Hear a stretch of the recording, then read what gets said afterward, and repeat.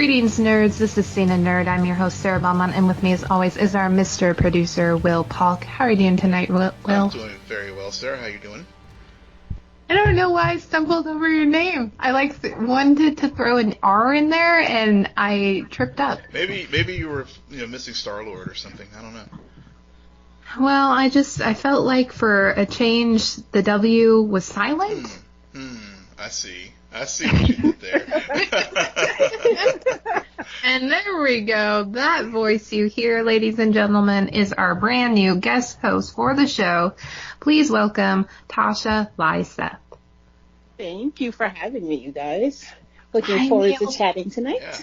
I nailed her name perfectly. You did. You really did. You did. Applause. No silent letters. Okay.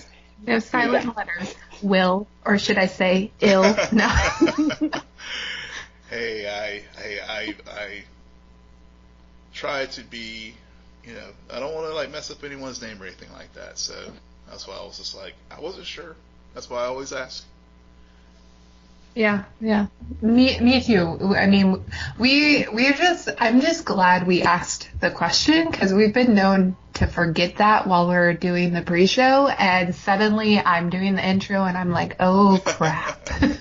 I'm going to kill this, because I just grew up on regular words in general.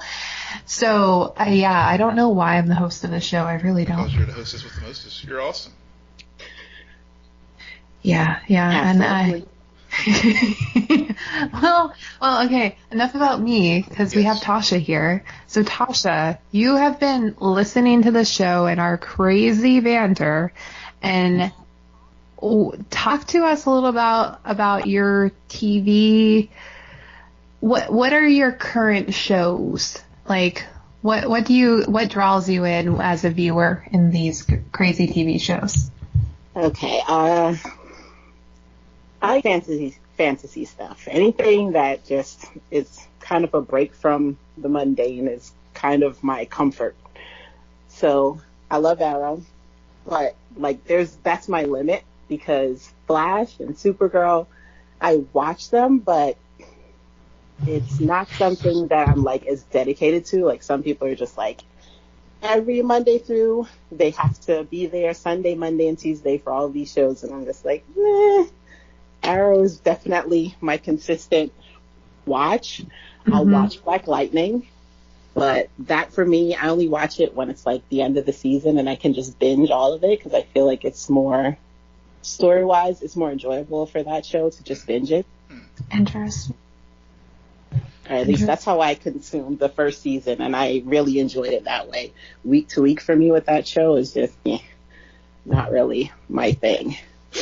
So beyond the comic book shows, is there a fantasy show on air right now that has really spiked your interest? Let's see. Not really. I've just been... See, I tend to read more than I actually watch TV, which is, I tend to read more books. So, I'll read fantasy books more so than I'll sit down and watch TV shows. Oh, smart lady. I'm a huge Netflix person, so when I do sit down and watch TV, I binged Umbrella Academy, absolutely loved it. That for me was a great show to watch. So things like that, I'll sit there and I'll be okay. And for the same thing with Passage, I sat through 5 episodes at once. I just let it pack up and then watched all of it at one time. But so you're a binge watcher. Yeah. On a week-to-week basis, there's very few shows that I'll sit down and watch weekly. Yeah, that's what it sounds like. I know when I go through a binge, and then I start the week-to-week shows, I'm always I wish there was more or less. I don't know. There's something about the purity of a binge. Yeah. Will doesn't understand because he hates Netflix.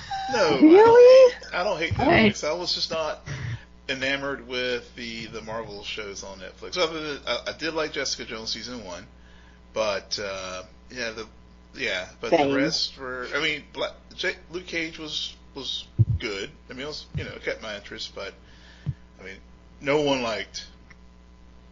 No, exactly. So Except for our friends over at the Geek Talk TV podcast, they love Iron Fist. I think they're the only people in the universe that like that show. But beyond that, I don't think anyone was like, whenever it was canceled, folks were like, oh, okay, well, yeah. I think it's kind of sad though with Iron Fist because I feel like it got canceled right when it was actually starting to turn a corner and get good. Thank you. That's when like that last couple of episodes in season, I was just like, oh, I want to know what's going to happen now. And then it was canceled. And I was like, come on. That happens to shows sometimes whenever they're just starting to hit their stride. But, the damage was done early on, and it's just really hard for them to recover. Yeah, absolutely. Speaking of damage, let's get into Arrow. And Tasha's comfort zone or comfy zone. So Tasha, how are you feeling about Arrow season 7? Because I myself this is my main show that we cover, and I'm just struggling to pay attention because everything feels so goddamn predictable. I don't know. Maybe I'm like taking comfort in the fact that there's something predictable. I don't know, because I actually really am enjoying this season for the most part. I can say in all honesty that most things in advance, I'm like, that's probably what's going to happen, because so much of this season is set up to be a parallel to season 1.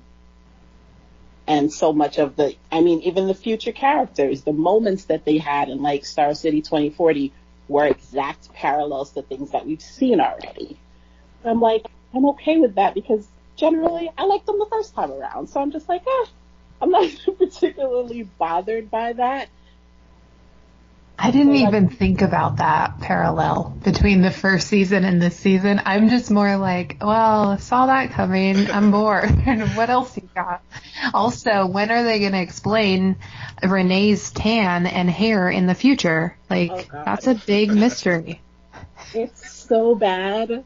Like, the makeup on Renee in particular, him and Dinah, like, oof, it was just really, really... Yeah, well, maybe the bad makeup job is to coincide with his selling out and just becoming a lackey for...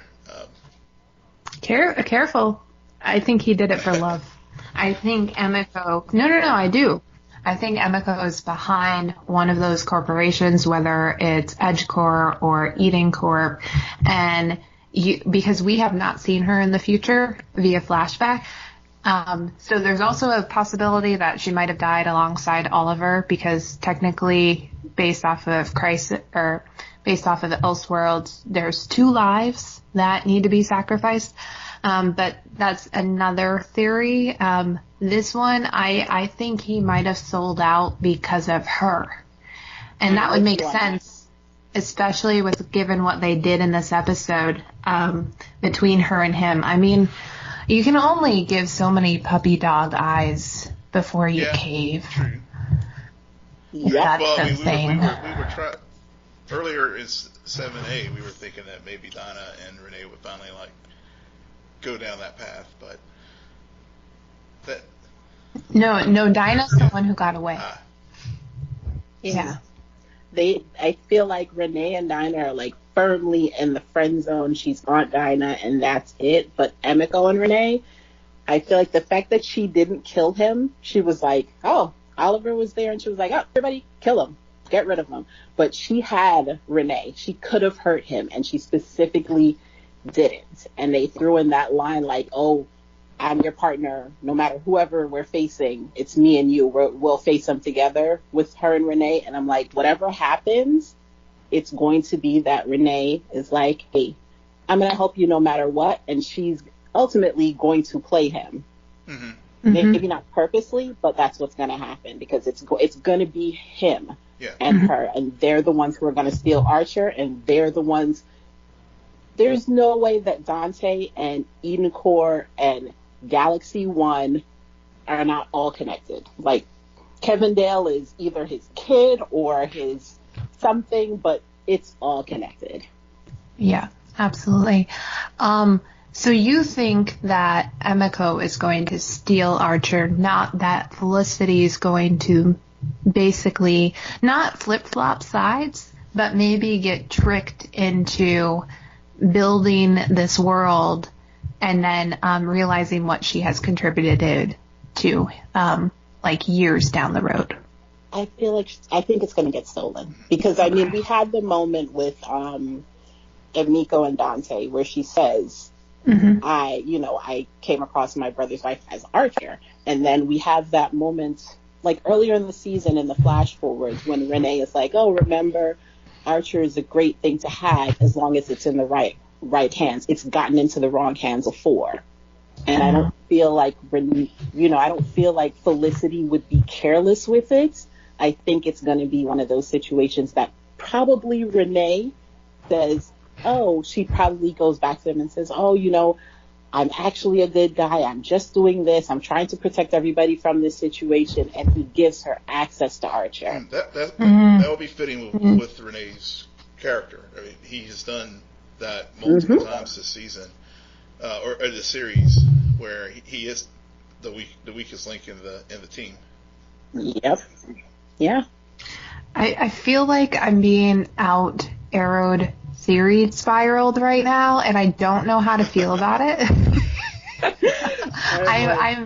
I'm prideful of it and like just in awe of it, but I'm also kind of like, whoa, people who know more than I do. No, this is great, Tasha. You should keep it coming.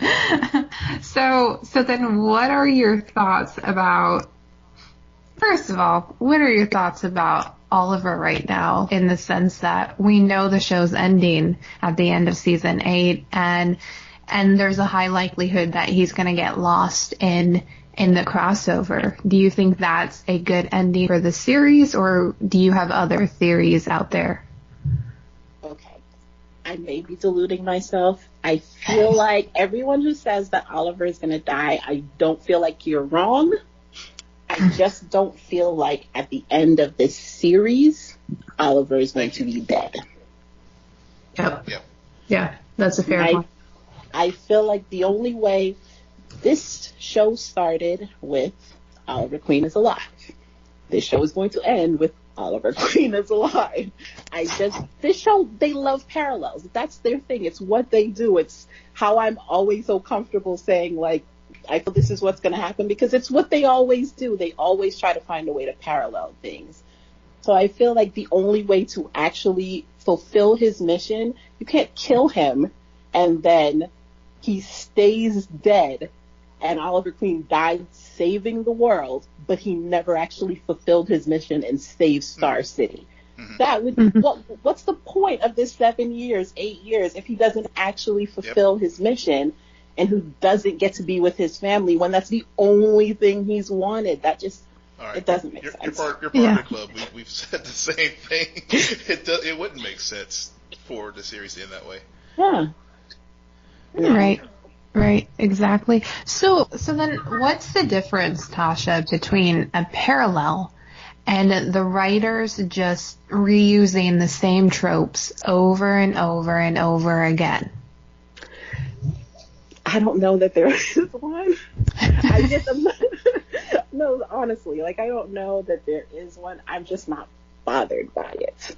Maybe it's because I think it's one of those things, like, because I like certain aspects of the story. Like, last episode, 2040, I probably love this episode because so many things match with so many things I liked before. We had, Mia doing the handstand push-ups. That's what Oliver used to do. We had Connor coming in at the last minute and saving Mia. The same, they came in at the last minute and saved Felicity when they went into Merlin Global in like season 1. I enjoyed those moments. So seeing them again, it's like, oh, that's kind of cute. The kids are doing the same thing that they did. They have the same kind of bonds. That's great. It doesn't really bother me. So I'm like, oh, I enjoyed it the first time. It doesn't bother me to have it the second time. And where season 1, like 523 was the perfect tie back to that arc of him on Lian Yu. Like, I feel like season 7 is just tying back to the whole, all the way of season 1. So I'm just like, oh, okay, this worked for me. No problem. I appreciate that, Ty. What I don't appreciate is how in this episode, basically, like part of the legacy is that Moira Queen was behind the Gambit sinking in collusion with Malcolm, and now all of a sudden the Ninth Circle and Emiko is involved. Did I understand that right? Malcolm outsourced it. I think I tweeted something like that. Like at first, what I understood, I never believed that Moira was responsible for the Gambit sinking. What I understood was that she had it dredged up from the bottom of the ocean, brought to that warehouse because she wanted to find proof that Malcolm is the one who did that. Okay. So that's what I understood it to be, that she had it there because she was looking for proof. So we knew that Malcolm did it, and then this moment with Emiko was basically telling us, oh, the Ninth Circle had access to the plans, whether they provided the bombs or they provided the person who placed the bombs, whatever. And she had the opportunity to tell her dad in advance, like, hey, guess what? Your friend's going to blow you up. And she was just like, nope, I'm not going to say a word because you won't help me start materials. Right. I mean, you guys are like steeped in Arrow lore here. I'm along for the ride because I'm more of the Flash guy, but your explanation makes total sense. And as we go forward, the one thing I did like about this episode was they used the effective usage of the flashbacks again, because and to get to the theme of parallels again. It was really now Emiko's turn to have the flashbacks and see how, and basically an episode, see how she got to the place where she is, like we used to see with Oliver. And so, of course, we knew about the estrangement, how Robert Queen walked out on her, and we actually saw more of that and provided more depth to her treachery, basically, which with Dante, and taking it to the Dante's Inferno. I mean, the Ninth Circle is translates to, I think that's treachery as far as the ninth level of hell. So we see that with this organization and her treachery as far as dealing with Team Arrow now. Right. Did anybody else notice that Dante doesn't age? Yeah, I know, right? Okay. Adrian Paul's a badass. He's a Highlander. What can you say? He's the Highlander. I guess I just wanted to see a Lazarus pit, to make it somewhat coherent to the world. Pit to come back. I'm with you on that one. Like my wild and out there theory is that Tommy's coming back in that Lazarus pit, and I need it to happen. Roy has to be Lazarus pit crazy. Like, am I the only person? Like, that's what that is. It's not Marakuru. He's Lazarus pit crazy. I feel like that's what it has to be, and I need somebody else to come back in this pit. Like, it has to. That's what she left to do. So. Yeah. I.e., where is Thea? Yeah, and that's why he stranded himself on the island by himself, because... Speaking about people coming back, Laurel played a big part in this episode. I didn't mind it. I got a little bit bored between her and Dinah, though. And then the final confrontation between her and Emiko really intrigued me, which, to go back to how does Emiko get a hold of Archer, Laurel could actually also have a big part in this if she ends up betraying her current friendship with Felicity or leading her astray too. Yeah, I don't know if they've done such a job of building Laurel up in this whole redemption arc. I don't know if they would go that direction. Then what were they doing this episode? Well, no, I think Laurel was basically I think Laurel's role in this episode, because she is the wild card. She's Black Siren. Obviously, Oliver still is working his way of fully trusting Black Siren in this new role as DA. taking the place of Earth One Laurel, and so she could be that voice to say to him, look, watch your sister, because she knows his weak spot, because she even tells him, her Oliver and this Oliver has the same kind of weak spot in his family, and she's warning him, don't let that weak spot get exploited by your sister. Mm-hmm. I don't think it's family. I think Oliver Queen's weak spot is the desire to redeem others, because he's always been fighting for his own redemption. Because Felicity had a very similar conversation with him back in season 5 when Black Siren first appeared in Star City, where she talked to him about his desire to save Black Siren as redemption for what happened to Earth One Laurel. Yeah, I agree with you there. He does have a blind spot with family, but the redemption thing is, he says it all the time. Like, he feels like redeeming that other person redeems him. Redeeming Robert, redeeming Emiko, it redeems him because of all his past failings. Like his sister, Robert was a bad dad. We all know this. And the burdens that he left and the way he traumatized his kids, for Oliver, it kind of turned into a good thing because he was kind of a mess and he stepped up. And for Emiko, she went the dark side. Mm-hmm. But the way Oliver is, he's always trying to fix things for people, when there are some certain situations where he's just like, where he should just be like, make your own mess, clean it up yourself, I'm staying out of this. But he doesn't. He can't. That's not his nature. And mm-hmm. that's a bigger problem, because his family is just like, we know this isn't working, and he's just never going to ignore it. He's always going to try to fix situations for other people. That's Oliver. Right.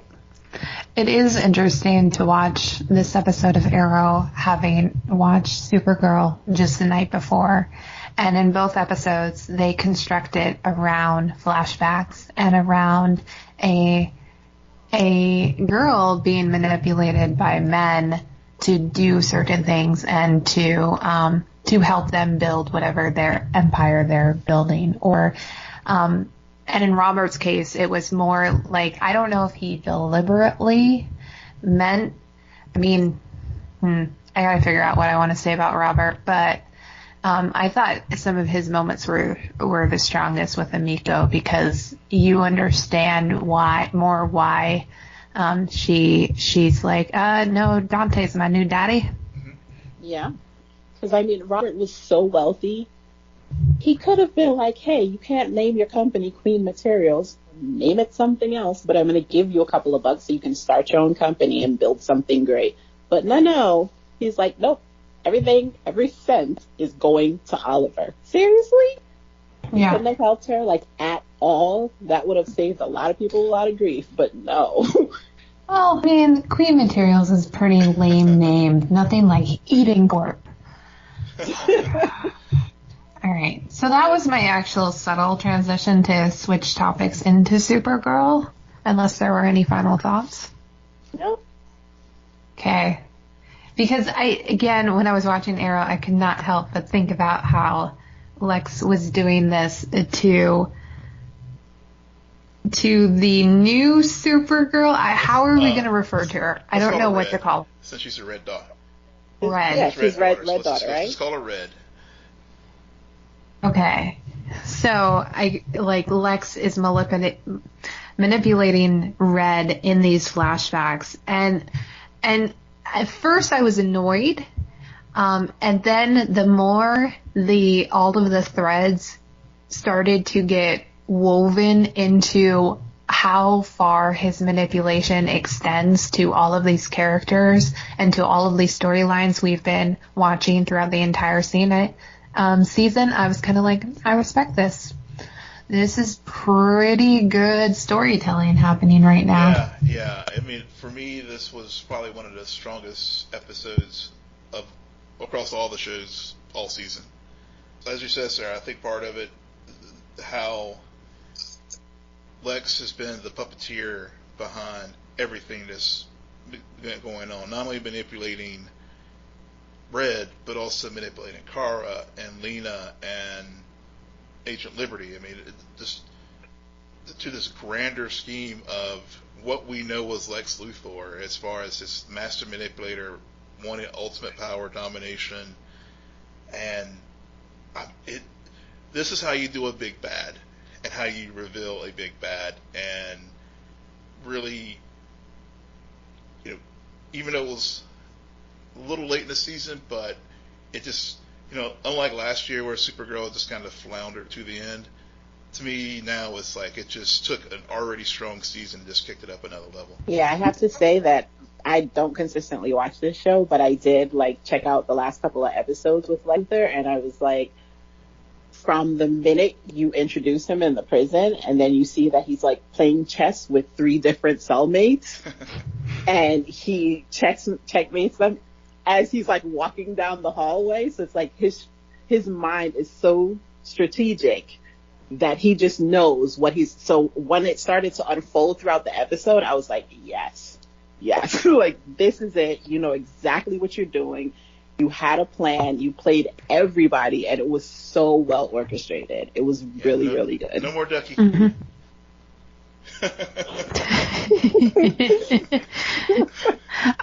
I still don't know if he's a better Lex Luthor than some of the ones we've had in the past. He is definitely a different version of Lex Luthor. But I feel like he's been given so much material just based off of the writing and the storyline and everything that they've laid in terms of foundation for him being included. Because you're right, Will. When you introduce a big bad so late in the season, sometimes they feel like they come out of nowhere, and then there's very thin connections into why does this matter when we have this other fight going on. But this just adds a whole nother layer to everything and just uplifts it overall, especially with Lena. Yeah, I mean,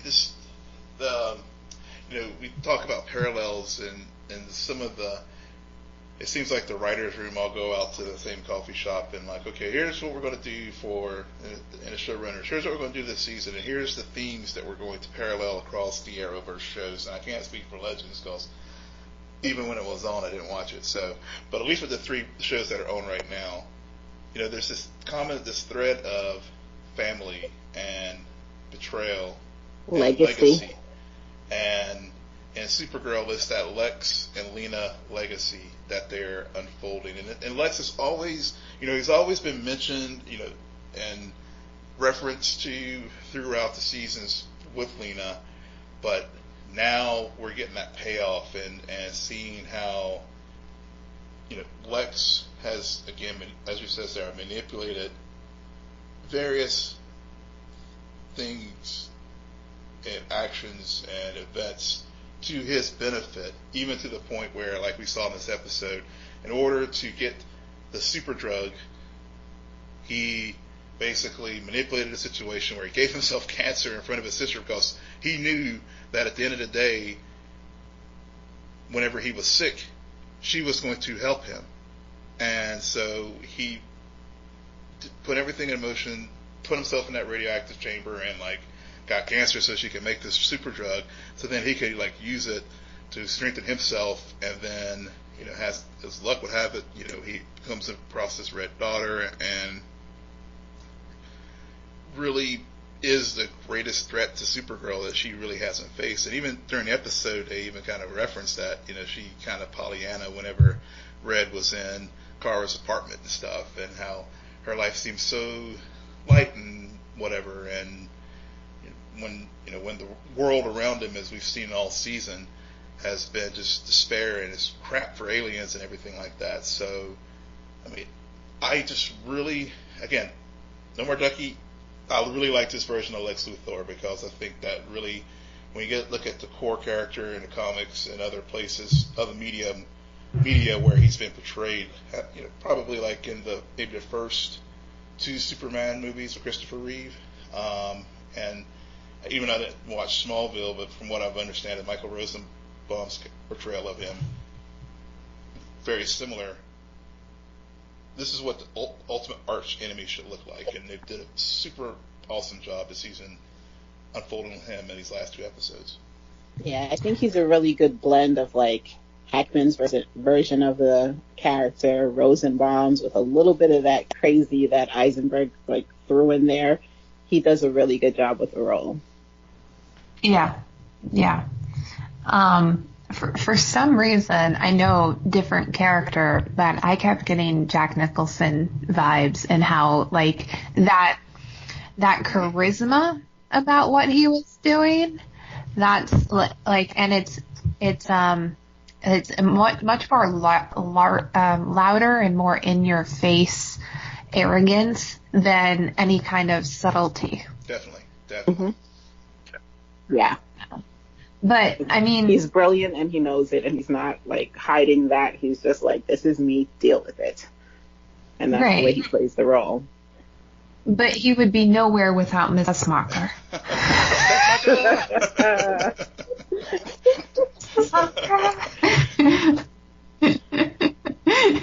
and I like how he knew what he was doing the whole time. And 2 things he did that I thought were his more brilliant things was when he realizes when Red Daughter can only say Alex, and he assumes that identity, and it drives you crazy because you're like, he is not Alex, even though like there's only an A difference between those 2 names.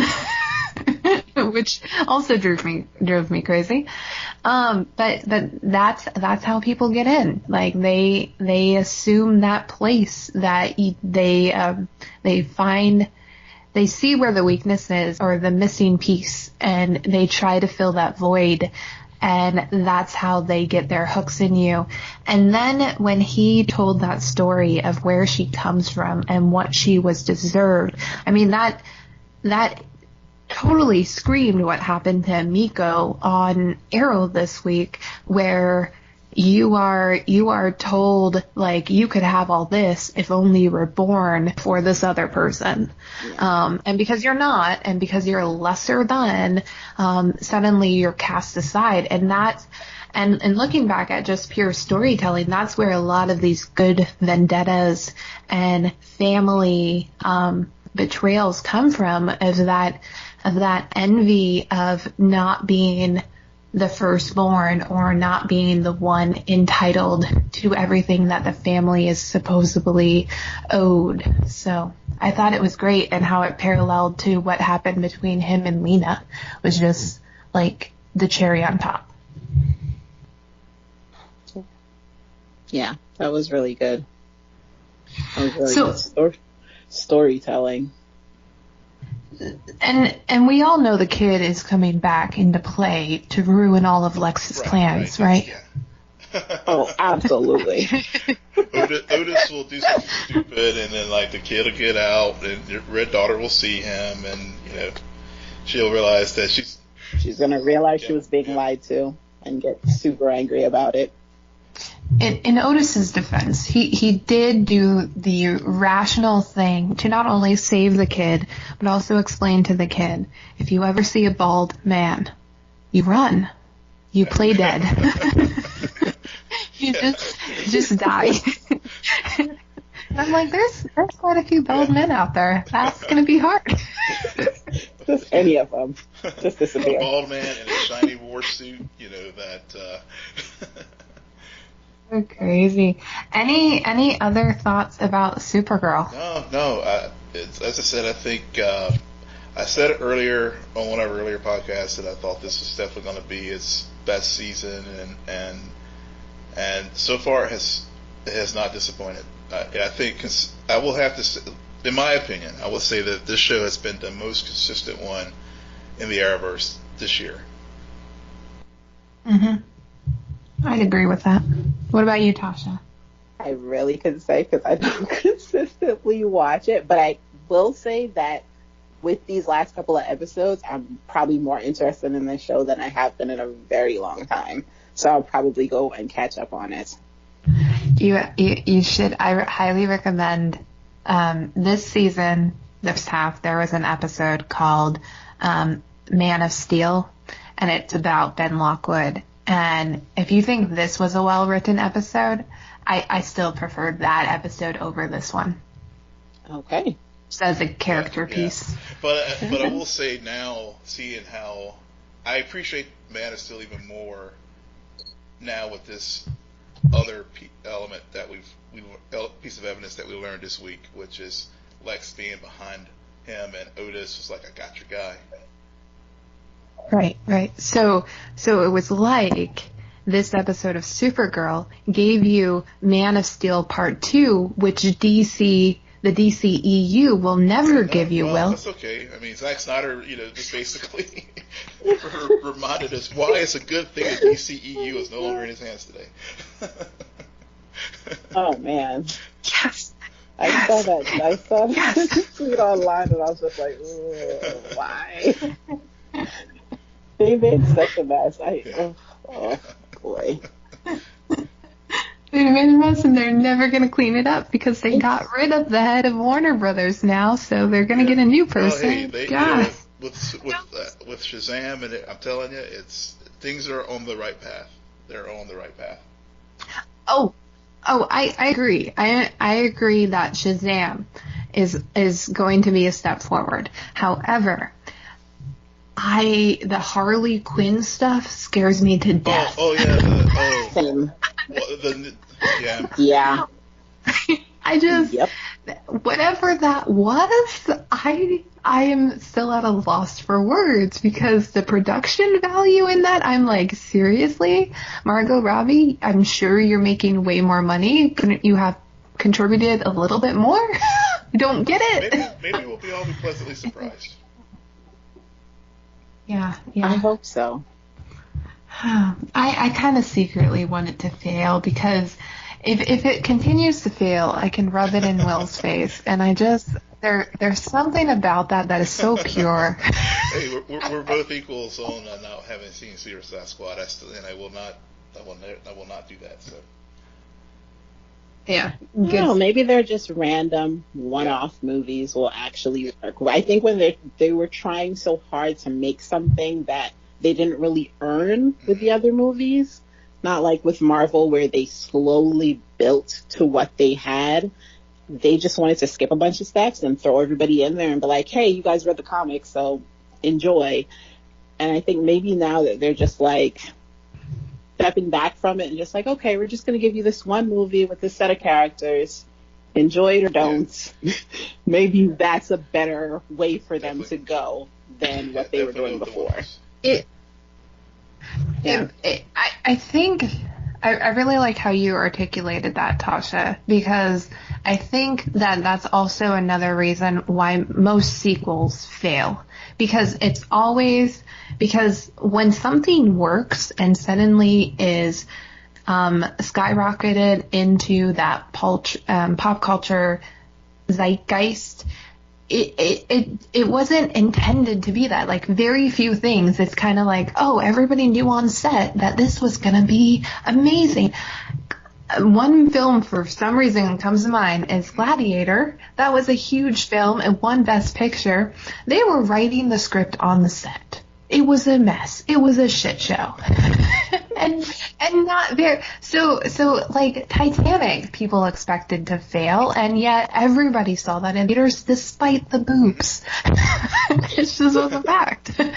I think like 300 too. That wasn't expected to do what it did at the theater. And be the blowout that it was, that it ended up getting a sequel. It was just one of those movies that's like, okay, we'll see how it goes. And then theaters were packed, so they were like, okay, now we have to do a sequel to this. Right. And then they do the sequel and nobody cares because there's something so pure about that, going into something without those expectations that this is supposed to be good. You are supposed to like it. This is how you're supposed to feel about the story. And, oh, now you're walking away having spent your money and you don't feel that way. Well, what does that say? Or you're not going to tell your friends. And this is why things fail. Yeah, absolutely. That and the trailers. But, all right. So what was that trailer? Oh, Lord, that was not good. it wasn't even a trailer. It was just this weird character introduction, although we're just going to constantly flash back to Harley Quinn, who, I'm sorry, her wardrobe sucks. I do not appreciate that wardrobe, and it just is very like, whoa, okay, ugh. Okay, it almost felt like they took like 30 seconds out of the middle of like an 80s rock video and were just like, here you go. These are your characters. Enjoy.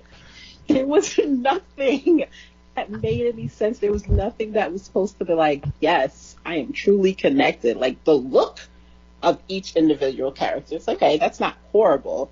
But then everything together is like, it would have been better to just give us stills of the characters than what we actually got. And you know what? This may be sacrilegious of me to say, but I was actually most interested about Black Canary. Same. And then I saw her, and I'm like, oh God, they ruined it. And she hasn't even said anything. It's done. But speaking about one-offs, let's head over and talk about Black Lightning, because they aired their finale last week, part 2, Omega. A war is coming to Freeland, and it was all because Jefferson was finally happy. Yeah, he was a happy man. Yeah. So happy he just broke down in tears. Which I have to say, I think that's why I like this show, and I agree with you, Tasha, where it could definitely be it's a good binge worthy show, because it's only, the season's only 13, 14 episodes, so it's not much longer than the Marvel shows, so you can knock it out in one setting. But the one thing I like about Jefferson in that moment at the end of the episode was it was just so human in this show of metas and reanimation and all that other, green light and everything. But it was just given what he's been through the whole second season, it was just a moment of just, and he just could just relax and enjoy his think he could enjoy his family, but happened, and we got our kickoff to season 3. Yeah, and Creepy Odell that's my name for him. Please don't steal it. Creepy Odell just was like all too happy to deliver that news just by walking into their house. Like he owns it. Like that's his house. Granted, he has been spying on them. Which did it ever get out that he was spying on them? Spying on them? No, it did not. Well, plot hole. He's just moving out there. And he's the character who they're using in a very interesting way, because we still don't know. He wasn't the main person. Like, it's always been Tobias. And he's subtly in the background pulling all of these strings and orchestrating all of these moves, and I like how they not only allow him to be the messenger, but also Markovia, which, can anybody tell me why that sounds so familiar to me, Markovia? I know they've dropped it in this season a few times now, but I swear I've heard it in other shows or movies before, and I just can't figure out where. And it's been driving me nuts, and every time I've been meaning to wiki it or Google it, and I've been lazy and haven't. But it definitely has. But it definitely. I feel like I've heard other Arrowverse shows. Maybe this is their way to slowly tie Black Lightning in with the larger universe. Oh, I thought it was all of the metahuman drop. There's that. Name drops. Yeah. But that's also something that always, whenever I watch this show, I'm always like, what are you going to do with that line? You going to tie it into Arrowverse?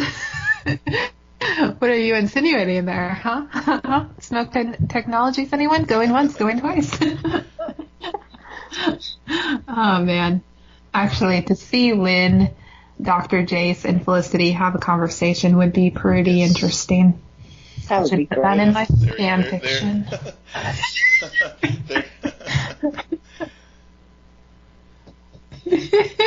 I love this. Every time I mention Markovia. I got it, you guys. Okay. Markovia was on Arrow. From early seasons, it was a moment between Deadshot, when Oliver was tracking Deadshot, they mentioned Markovia. So we're talking way back. I was going to say, I don't think I'm remembering that. Yeah. But so we know that but that's why the name's familiar, because it's a comics thing. Yes. Yeah. So I'm sure it's popped up in Flash, it's popped up in Arrow. They've mentioned it before. Yeah. And granted, had you told me that was the episode where they were at the League and Felicity and Oliver hooked up for the very first time, how romantic, I would have been like, yeah, that's exactly where I remember it. Wow, that was a detour. All right, back on track. Okay, so this episode, Freeland is just a mess because the Cape guy got shot by the police. There are riots. Jennifer almost kills Gamby because Jennifer is not Gamby's daughter and Nissa is. Oh my gosh. Stay with me. Jefferson and Lynn discover Dr. Jason Tobias's plan with the pod people, or the green light people, and the ASA is involved, and Dr. Chase is wanted in Markovia, and so she gets kidnapped again. And I like that because Dr. Jace is actually, I think, one of their stronger villains. And I'm glad that they kept her around and did not kill her like they killed somebody else. And they're going to use her in the future because everybody wants to see Lynn beat up Dr. Jace again. That was one of the highlights of the season. she whooped her ass. Oh, great. Now I look forward to. But she. It was Lynn. Yeah, but you're right. I mean, Jace has been one of those characters every time that they bring her back. She brings a lot to the show, and also I just love her and Tobias's back and forth banter and bickering, and it just, I guess. It's for her. It's for Jace. She's like, okay, I got to put up with this clown, and Tobias is like, I got to put up with this brainiac here because she's the only way I'm gonna get my meta army. So it's definitely one of those things where it's a relationship of convenience because they need each other, but they despise each other at the same time. So it's just great to see that sort of play out. And I mean, we were just talking about Supergirl and Lex manipulation to get back into contact with Lena. It's very similar. Like, I need you, you need me. And so we have to do this together or else everybody's screwed. And that's usually how it works with these people. They tend to be able to fill that void that you're missing. And that's why their necessity to stay alive is so. Yeah, so she won't end up like that with the one kid with the bomb under her car seat. So. Wow, that got dark. It's also dark moments in this season. I mean, I felt like Jefferson at the end. I was just sitting at the dinner table, just wanted to enjoy dinner with the family, and it all the emotions, my emotions, they just came out. Well, I'm sorry. Jennifer is a teenager with powers, and she can literally be a nuclear bomb. What are you to expect? That's true. It's gonna get dark. Literally. And it did get dark in this episode. Literally. There was power outage. So, okay. I've said it in the past. And Will, we had a very intense conversation, and Tasha, feel free to chime in whenever, but I still stand by it's a missed opportunity not to have Jennifer kill Tobias, because I know they want to keep this very family centered and the heroes should remain heroes, but there was just so much going into that moment. I mean, she did more damage, it looked like, to Gamby than she did to Tobias. Zack Snyder.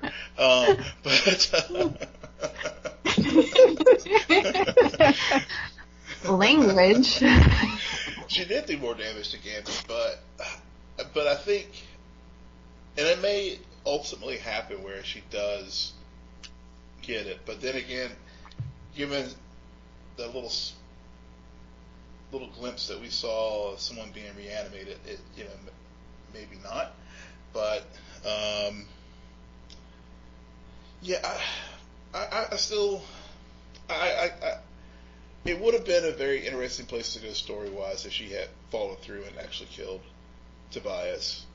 And part of me does wish they had gone there, because it really would have added element to,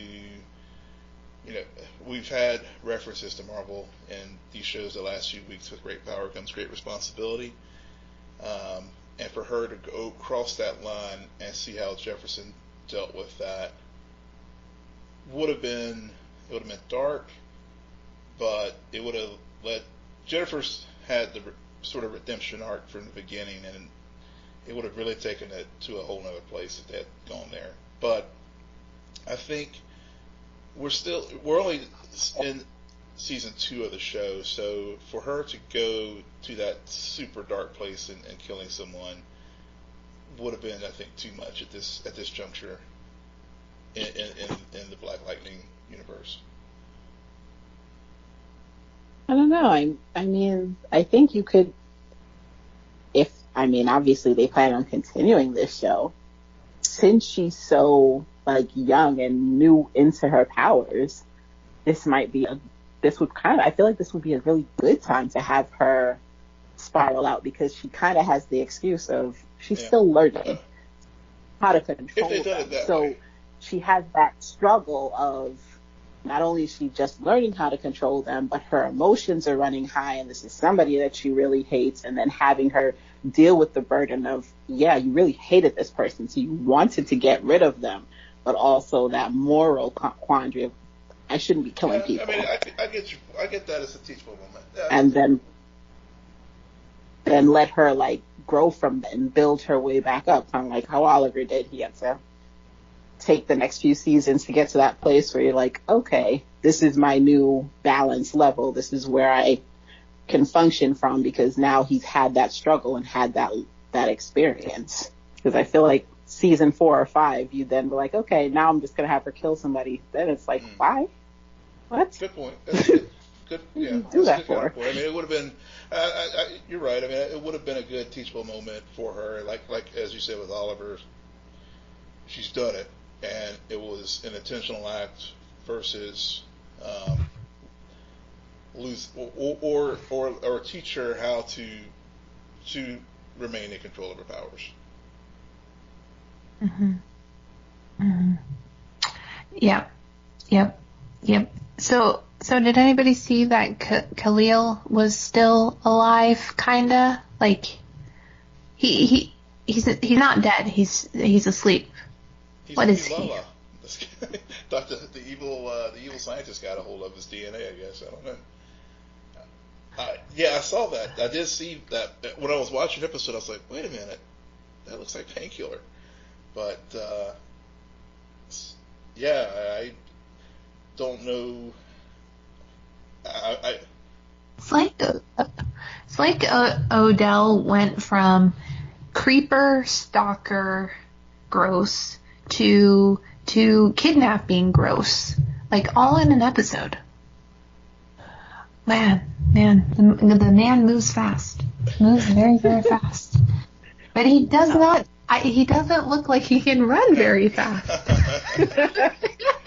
Yeah, let's have a race between Gamby and Odell. Let's see. And then Sam Jackson from Captain Marvel, right? Nick Fury. Yeah. Okay. Old Nick or young Nick? Yeah. young, old, Yeah. depending on the budget for the race. Man, I like. It was very unexpected for them to do the war, like the war that is coming. But looking back, the moment they talk about what this means, it all made sense to me. And I'm relieved that Tobias is in jail, not because he is a bad villain, but just because you can only do that arc so many times. And they did it with Jefferson. Now they did it with Jennifer. And it would have been very tired had he still been running amok in season 3. So I like that they've kind of put him on hold. Most likely, I like that Cutter is still out there.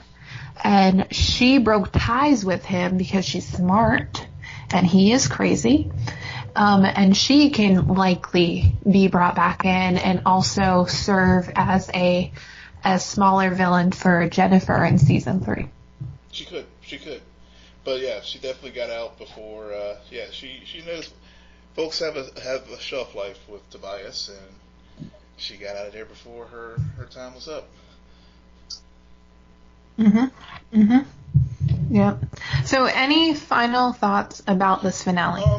I think you're right in that we did this journey of all the Pierce family coming back together and fully becoming all powered as far as Jennifer and Anissa. And yeah, I mean, I'm looking forward to this war next season.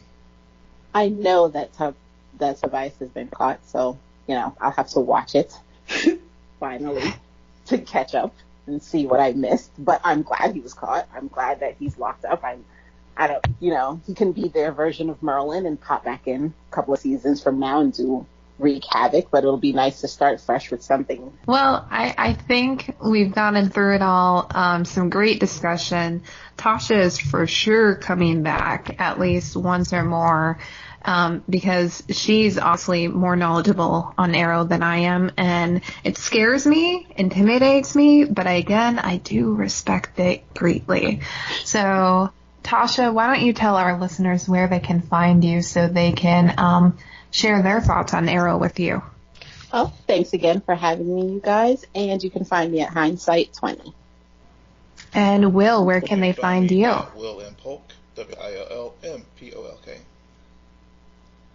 And you can find me at SJ Belmont, SJBELMOT. Please follow our crew on Twitter at CNN Nerd. Friend us on Facebook. Follow us on Instagram. But most importantly, rate, subscribe, and comment on iTunes, SoundCloud, YouTube, and Spotify. Good night, Geek Out. You're welcome.